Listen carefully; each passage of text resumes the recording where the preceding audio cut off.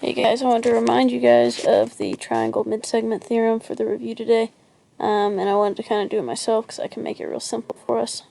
As a reminder, so this was back in Unit 2. Triangle mid-segment theorem basically says there is a line that cuts across the triangle. And it is a mid-segment if it cuts each side into two equal pieces. So that left side is one tick mark each. Those are the same length. And this right side would have two tick marks each, meaning those two are the same length. Okay. What it also creates is that the mid-segment is parallel to the base. Okay, remember that's what those arrows mean. Okay, so triangle mid-segment theorem tells us the sides are cut into two equal pieces on each of them, and then also that the mid-segment is parallel to the base. And the other special property that you'll be seeing on Delta Math is, if you remember correctly, we would say 2 times the mid-segment equals the base. Okay, so let's do an example real quick. This is like what you're going to see on Delta Math. So you'll see one of two things. I'm going to erase, let's just erase all of this real quick. You're going to see either something like this. Boom, here's my triangle. And it's going to say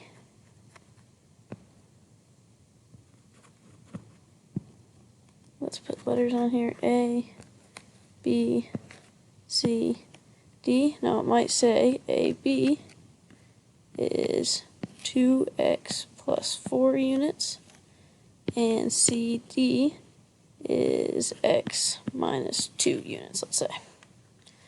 And it'll tell us to solve for x, let's say. If I want to solve for x here, we're going to go back to this equation. 2 times the mid-segment equals the base. Because AB represents my mid-segment, CD would represent my base. So my equation down here below, and I'll type it in black, would be 2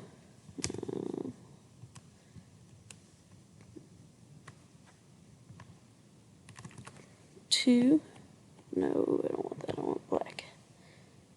2, there we go, times parentheses, well my mid-segment was 2x plus 4 equals, my base is x minus 2. Okay, and the place we can really fall into trouble is if we don't distribute this 2. So make sure you distribute the 2 all the way out. 2 times 2x is 4x. 2 times 4 is 8. Equals x minus 2. Then from here, it's just going to be solve for x. So subtract x from both sides. Subtract x. 3x plus 8 equals negative 2. Subtract 8, and yes, you will get a fraction on this one, sorry. 3x equals negative 10. Last step to solve for x, I'm going to divide both sides by 3. Divide by 3. Divide by 3, so x would be negative 10 over 3. Okay, and that's kind of the one quick example of using the mid-segment. And then if it asks for the actual side length, remember, let's say it wants the full length of AB, well, you can take that x value and plug it back in. Okay. One more example here I'm going to show you real quick. So let's say it gives you a triangle, and it says A, B, C, D, top part E. Okay, and these are the ones we always tend to overcomplicate. Let's say it says AB is a mid-segment. Well, right there we know now the mid-segment theorem holds true. So AE would be the same as AC, EB would be the same as BD.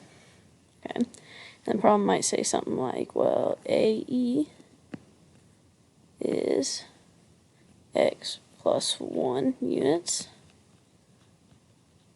AC is 3x minus 2 units.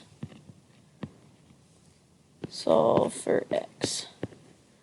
Now all of a sudden, okay, it's not going to be 2 times the midsegment, because we're not talking about the midsegment.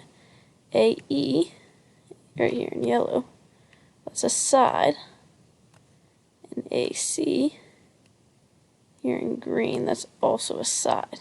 And remember, because that's a midsegment, these two sides are actually equal. So to solve for x in this case, we would just set them equal to one another. So we could say x plus 1 equals 3x minus 2. Solve for x, so subtract x, subtract x. So I'm left with 1 equals 2x minus 2. Add 2 to both sides. 3 equals 2x divided by 2. So x equals 3/2. Okay, so those are the 2 types of problems you might see. Remember, when you're dealing with the actual midsegment, like on this one, 2 times the midsegment equals the base. But when it's asking you about the sides, we know the sides are congruent. They're cut congruent into 2 congruent pieces at that midsegment.